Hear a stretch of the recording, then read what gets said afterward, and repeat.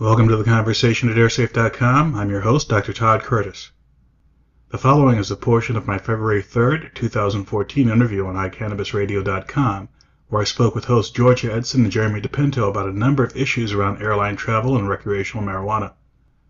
iCannabisRadio.com is based in Colorado, and this conversation took place about a month after the state legalized the sale and consumption of recreational marijuana. So once again, we are trying desperately to talk to Todd Curtis from airsafe.com, and he has a travel website that helps you navigate safe travels and has things like, what to do if you've got certain issues traveling with kids, those kinds of things. And he has addressed the issues of traveling with marijuana. Very nice. Thank you. It's amazing that there are issues. I mean, it's almost embarrassing. Oh, he's calling us. Hello. Todd, thank you so much. You're live on the air. Oh, my goodness. Well, thank you very much. Thank you very much. Sorry about all those technical difficulties. Looks like the Skype contact was solid as a rock, then poof, it was gone. Yeah. Somehow your phone kept disconnecting our computer and shut it down. He's blaming you for we had a little power surge or power outage, and he's blaming you. Well, I do have a bit of full disclosure here. At one time in my early career, I did work at the National Security Agency, so perhaps there's a connection.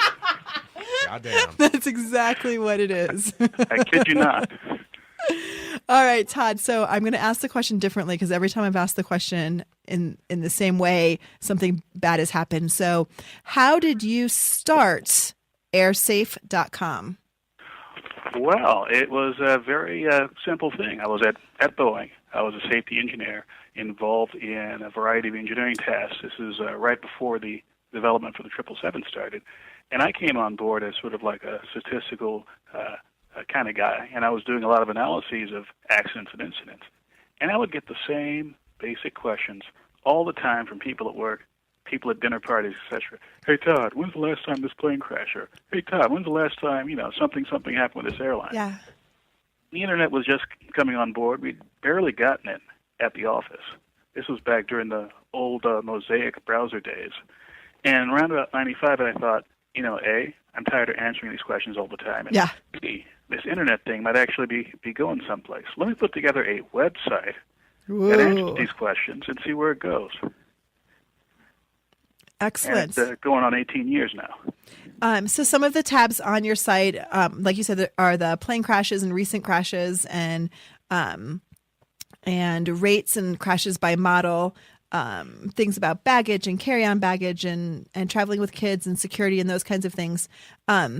So how did you determine the kinds of information that you were going to share? Obviously, some of it was because the questions you kept getting, but clearly you've really expanded on that. Yes, indeed, and it's a chicken and egg sort of thing. I write the questions because there's an interest in it, and I also write the questions because I think there'll be an interest in it. And I also write the questions because, I see an area here where there is nothing much being written about it in the aviation world.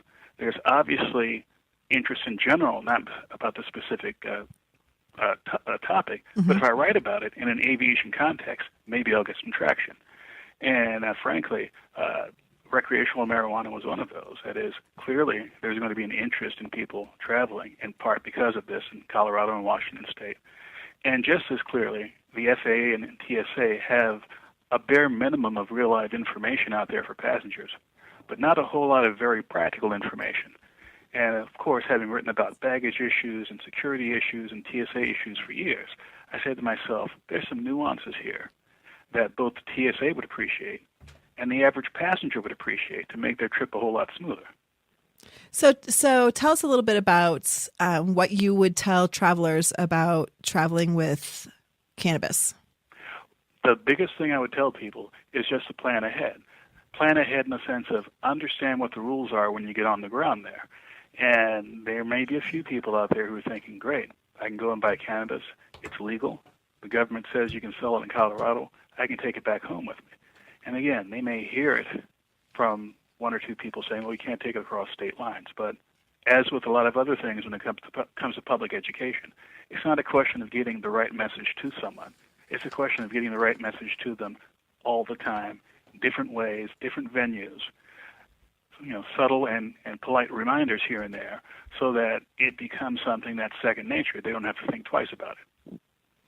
And I think that the FAA is saying, well, you can't take it past the TSA and take it on an airline, but except for Colorado Springs and Denver, you can apparently legally take it in the non-secure areas of airports.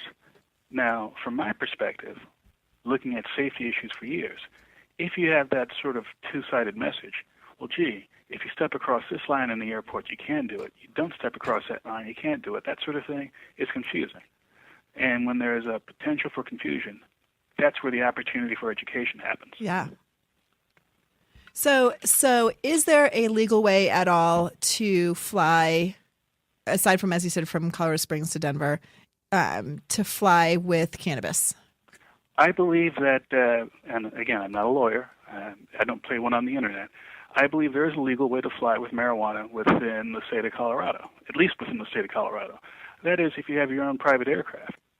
The TSA and the FAA clearly ban it from commercial airlines, but I've seen no rule that said anything about private air transport, if you have your own Cessna or your own Learjet for that matter. Now, once you fly across state lines, I think that the basic rules for interstate transportation of marijuana would still apply. That is, doesn't matter what the state laws are. You cross the state line by any means, it's clearly a federal violation. What is not clear to me is whether or not you can fly in a private aircraft within the state, like Colorado or Washington, and do it legally. So, barring that, you're basically out of luck. Yeah. So for the most part, the answer is no. That's correct. And one of the things I thought about when I thought through the whole process of, gee, what if I'm an average person? Right. Let's say someone who, and I defined it on the website, a novice user. Yeah. Someone who hasn't used it in several years. In many cases, people who haven't used it since the 70s or the 80s. They think, well, gee, I used to smoke marijuana back then. I know how to handle myself. Well, hypothetical. You land in Colorado, you buy your quarter ounce, and you use up half of it. The flight leaves in a couple hours. You think to yourself, oh, I got the nice, convenient, edible marijuana. I'll just, have my chocolate squares or whatever and go to the airport. Well, edible marijuana may kick in an hour or so after you take it. You might go through security just fine. You get and sit down on the airplane. Suddenly, you're intoxicated to the point of being a hazard to the other passengers and the crew. Mm-hmm. And that's no different than, well, gee, should you drink like a fish before you get on an airplane? That's right. For the same reason, you shouldn't. But again, if you don't plan out your trip and you sort of leave all the recreational stuff to the very end, you run the risk of having that pressure of, well, gee, I either use it or lose it. That's right. Have you heard that airports are putting up what they call amnesty boxes? And it is a box where you can, at the airports, put your extra marijuana. No one has talked about what happens with that product when it's put in the amnesty box, other than it's no longer on your person. You don't have to worry about it. But then someone then picks it up and does something with it.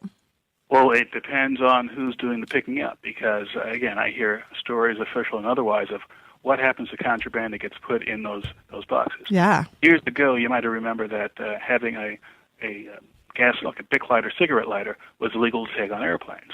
Well, it turns out that you can take a single lighter on an airplane right now. Don't ask, because of the potential for wreaking havoc. But one of the stories I heard from an insider is, well, gee, at the TSA we had hundreds of these things being dropped off every day at major airports. How do you dispose of hundreds of lighters filled with fuel? It was a hazard for them. So one of the ways to get around that is, well, gee, we do a risk assessment. We figure out that having a single lighter is okay.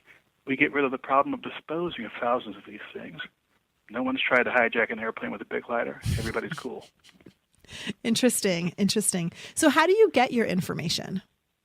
A lot of what I have on the site is actually open source, public information. Okay. There is a tremendous amount of information about safety, about security, about policies, about laws in various jurisdictions, which you can get online. And a lot of the organizations that are behind, in the case of aviation, NTSB and FAA, are very forward about putting their information in full reach of the public. Even when it comes to marijuana rules in Washington and Colorado, I had no problem within a few minutes tracking down more than enough information to boil down all the minutia into a few pages that could act as a handy-dandy guide for your average passenger. Yeah. Well, your site is so interesting. It's got so many great tips and ideas, and so many different topics, from fear of flying to baggage and those kinds of things. What's some of the information that you intend to add in the future? Well, as the rules for marijuana roll out in both Washington State and Colorado, and there's more experience of people traveling, that will definitely be an area that'll be added onto, because there will be things that I hinted at there, but I don't know which way it'll go. For example, I thought of the hypothetical. What if you're flying into this country from outside the U.S.? You're not a U.S. citizen. You go through passport control, and Customs and Border Protection asks you, well, gee, why do you visit the United States? Well, I came here to legally smoke recreational marijuana in Colorado. To be perfectly truthful, absolutely legal in the state of Colorado.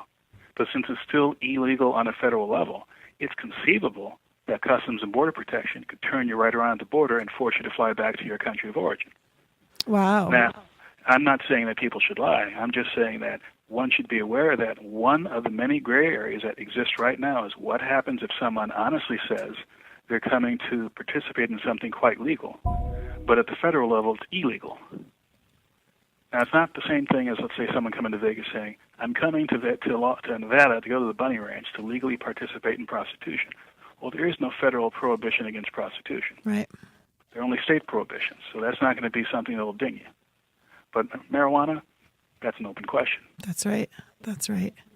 Well, interesting. This is just such a helpful website, airsafe.com, and I appreciate the fact that you were thinking about what's going to happen with marijuana tourism, because that's really what this is about. This is about people who are excited about the prospect of coming to Colorado or Washington State to be able to participate in the very interesting purchasing and partaking of recreational cannabis, and then what happens, and then what do you do with it?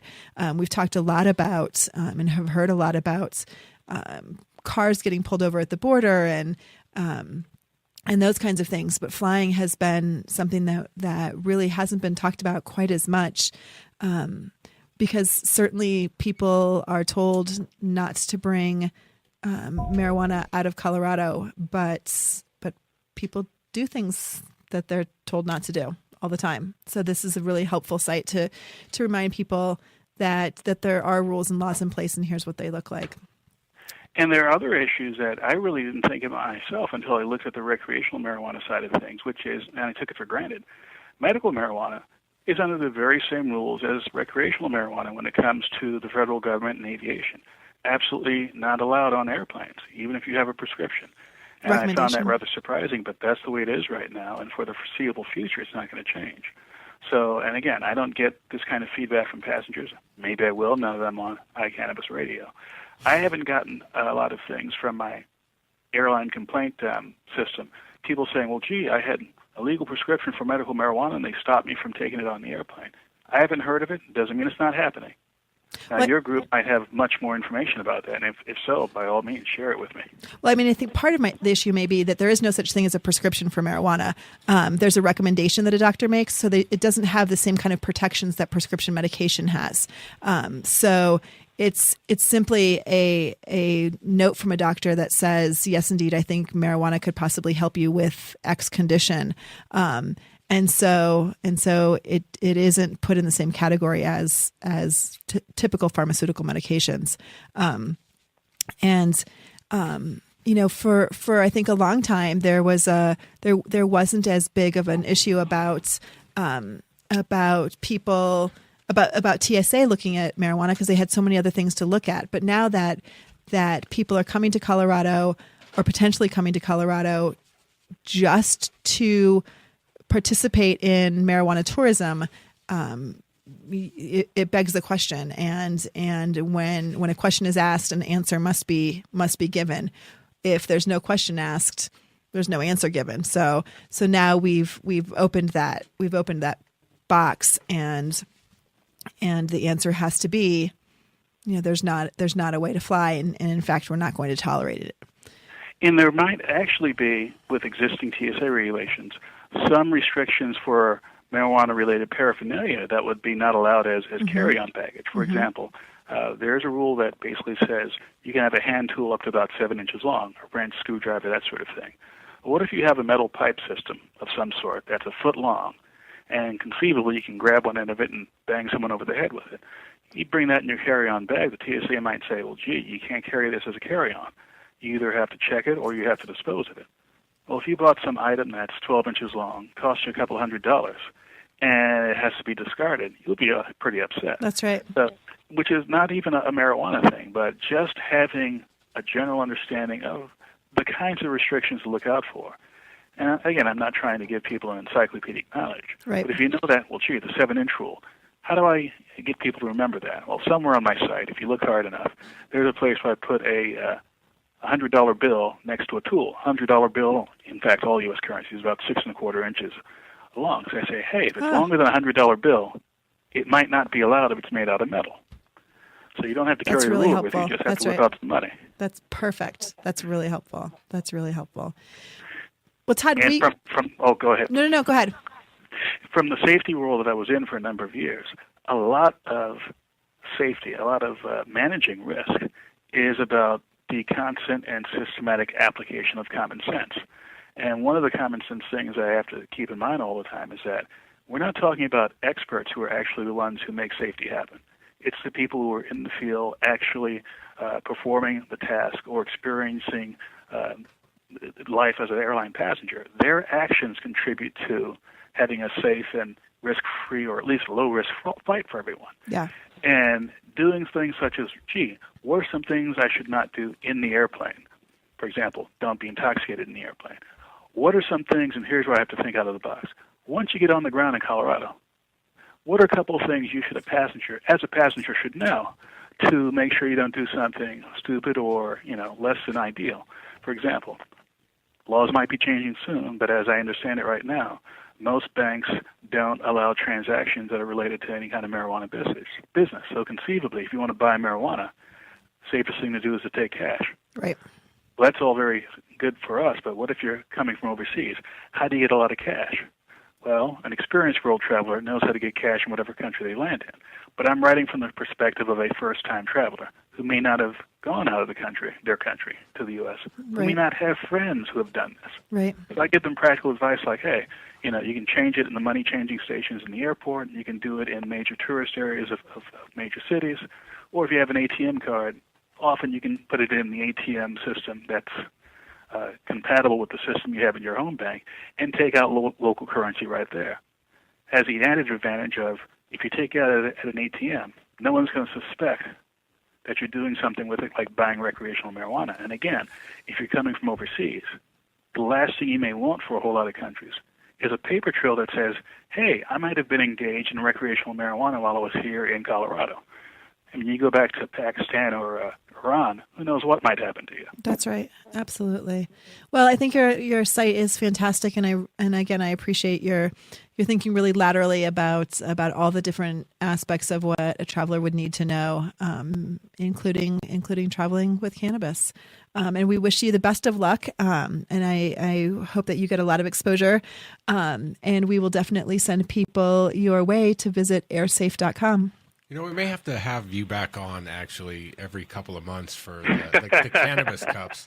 That we'll broadcast out something special for the cannabis cups, especially the stuff here in Denver, because that's right. They get huge and tons of people need this information. So we might be contacting you again soon. Well, in my role as a special contributor for transportation for Al Jazeera America, I'll do my bit to spread the word about what you're doing at iCannabisRadio, and maybe I can have some of those folks get in touch with you. And so you can give your message to a broader audience as well. Absolutely. And as a parting word, we want to say that we are behind you 100% in your third running of the Boston Marathon this April. Thank you very much. I am a huge runner myself, and Boston has always been on my bucket list. This is the year to do it right now. No, this year. As a third-time runner, the first 2 times I was what they called a bandit, meaning I didn't register or anything. I just showed up on race day. It's unlike any other race I've run. It's like being in a 26-mile parade where you're one of the floats. And one of the highlights for me, Wellesley College is about at the 12-mile point, They have a tradition. Yep. Co-eds at Wellesley line up on either side of the road, and they cheer everyone on like they're a rock star. And here it is, I'm coming by 2 hours behind the leaders. The leaders have already finished the race, and I'm just coming up on Wellesley. Yep. And they're cheering me like I'm Mick Jagger. It's like, the endorphins kicked in like you wouldn't believe. That's fantastic. That's awesome. That is fantastic. Tell us what charity you're running for. The Boston Library Foundation. And if you're interested in learning about what we're doing there or learning about my efforts, marathon.airsafe.com. If you want to know about marijuana and travel, it's marijuana.airsafe.com or cannabis.airsafe.com. Oh, here we thought we won. We're like, yeah, we have got in his head. Oh, that's wonderful. Todd Curtis of airsafe.com, thank you so much for being on iCannabis Radio tonight, and we will definitely have you back. All right, I'm looking forward to it. Thank you so much. Thank you. All right, you're welcome. Good night. Bye-bye. All right, we're going to take a quick commercial break, provided we don't disconnect our entire world. I'm Georgia. I'm Jeremy. We'll be right back. Hi. And we're back. Hi. I'm that way. How are you? It's Monday night, damn it. So, right, what are you supposed to do on Monday night? Exactly. So, off air, we were talking about, and thanks again, Todd Curtis of airsafe.com.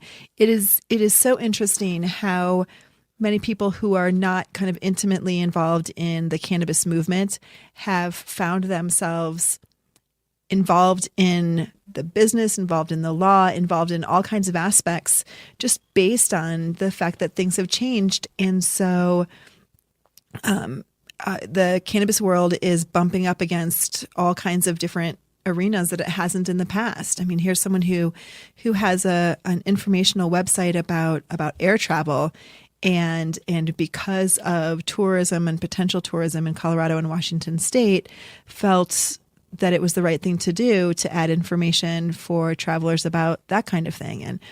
And clearly Todd did his homework. I mean, he really knew some good information and had a good handle on what the current rules and regulations and laws are in Colorado to be able to help his readership. Right. And it's nice when people with this kind of valuable, God, I mean, there's so many words to choose from, assets, commodities, this kind of tool right here, we would not likely know about if there wasn't that bit of crossover, and it wouldn't be there had these people not be crossing over. And so again, this is. That was nice. It was real nice to listen to him. I found that it's like, okay, I don't have any questions. I just want to listen. For more information about recreational marijuana issues in Colorado, please visit iCannabisRadio.com. For more information about air travel and marijuana, please visit marijuana.airsafe.com. Thanks for listening, and we'll see you next time.